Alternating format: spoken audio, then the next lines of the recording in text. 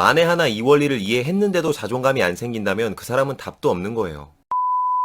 안녕하세요. 다소 하찮은 이야기 석구리입니다. 오늘은 지금껏 유튜브의 그 어떤 영상에서도 알려주지 않았던, 정말 머리로 이해만 하고 있어도 없던 자존감이 형성되는, 지금 당장 자존감을 만드는 법 2가지를 알려드리겠습니다. 아니 왜 맨날 연애 얘기만 하다 오늘은 자존감이냐 하시는 분들을 위해 미리 말씀드리자면, 제 영상을 하나라도 보신 분들이라면 공감하시겠지만 저의 채널은 사실 연애 유튜브로 위장한 자기개발 채널입니다. 그렇기에 오늘의 영상은 제가 그동안 많이 아껴두었던 노하우와 비밀을 몽땅 쓸어 넣었다고 해도 과언이 아닌 꿀팁이라고 할 수 있죠. 각설하고 본론으로 넘어가 보겠습니다. 우선 자존감이라 한다면 정말 많은 유형의 자존감들이 있겠지만 저는 이를 크게 딱 2가지로 분류하겠습니다. 사회적인 자존감과 남녀관계의 자존감, 흔히 말해 연애적 자존감이라고 하죠. 우리 우선 이거 먼저 해결해 봅시다. 우리는 종종 연애를 하다 보면 참 재수가 없게도 흔히 말하는 똥차 혹은 쓰레기를 만나게 될 때가 있습니다. 당연히 그런 사람과 함께라면 자존감은 급격히 쭉쭉 떨어지게 되죠. 내가 굳이 이렇게 하면서까지 이 사람을 만나야 하나라는 생각이 사람을 비참하게 만들거든요. 그런데 이것의 가장 큰 문제는 이런 생각이 들었을 때 바로 정신을 차리고 끊어버리면 고민이 아닌데 참 답답하게도 그게 안 돼요. 이미 머리로도 알고 친구들도 알고 석구리한테 상담을 받아도 안 좋은 소리만 듣거든요. 젠장 그런데도 안 된다고요. 끝내야 하는데 누가 그걸 몰라서 못 끝내나요? 또한 이런 상황과는 별개로 굳이 쓰레기가 아니더라도 일단 누구라도 하나 만나기 시작하면 끊임없이 집착하고 매달리고 늘 혼자만 서운해지는 사람들도 있습니다. 이 역시도 명백히 연애적인 자존감이 하락한 상태라고 할 수 있죠. 물론 상대방은 이런 모습을 볼 때마다 서서히 지쳐갈 것이며 당신을 참으로 부담스럽고 손만이 가는 사람으로 인식하게 될 거예요.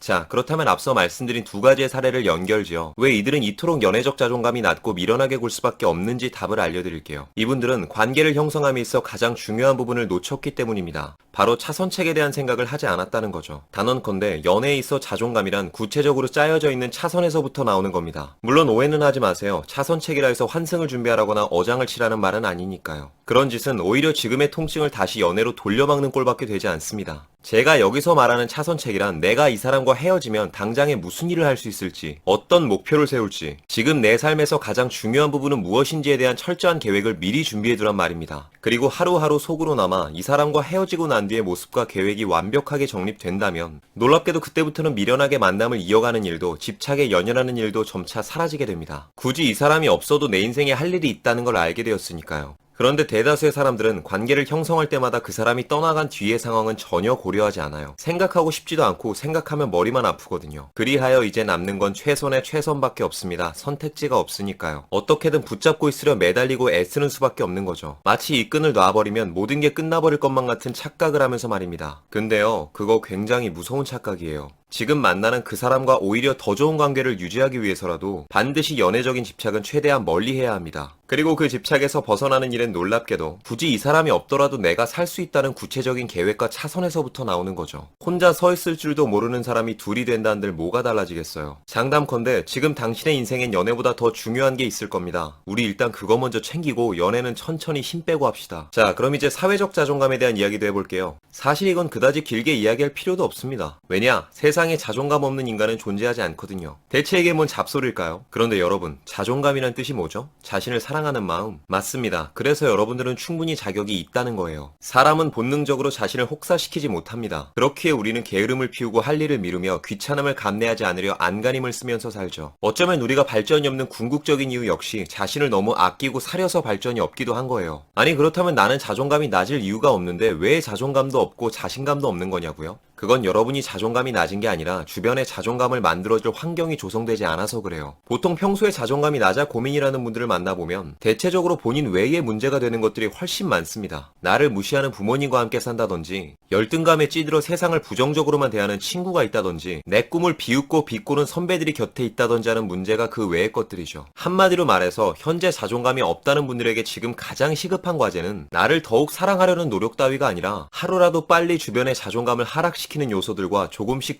멀어지는 연습을 하셔야 한다는 말입니다. 구태여 여러분을 인정하지 않는 사람에게 인정받으려고 노력하지 마세요. 그거 시간 낭비입니다. 자신감을 되찾는 방법에는 부족한 것을 채워나가는 과정도 있겠지만 그 과정은 우선 불필요한 요소를 제거하고 난 후에 해도 하는 것들이지 굳이 있지도 않은 틀을 억지로 만들어 혼자 헤매이는 여러분이 되진 않았으면 좋겠네요. 어차피 일이던 연애던 결국에는 다 나조차고 하는 거고 우선은 나부터 편해져야 그 뒤에 자존감도 따라온다는 간단한 원리를 잊지 마시길 바랍니다. 오늘도 영상이 마음에 드시는 분들은 여기 있는 사진 한번 눌러주시고 구독과 좋아요, 알림 설정 부탁드릴게요. 아프지 말고 삽시다. 석구리였습니다.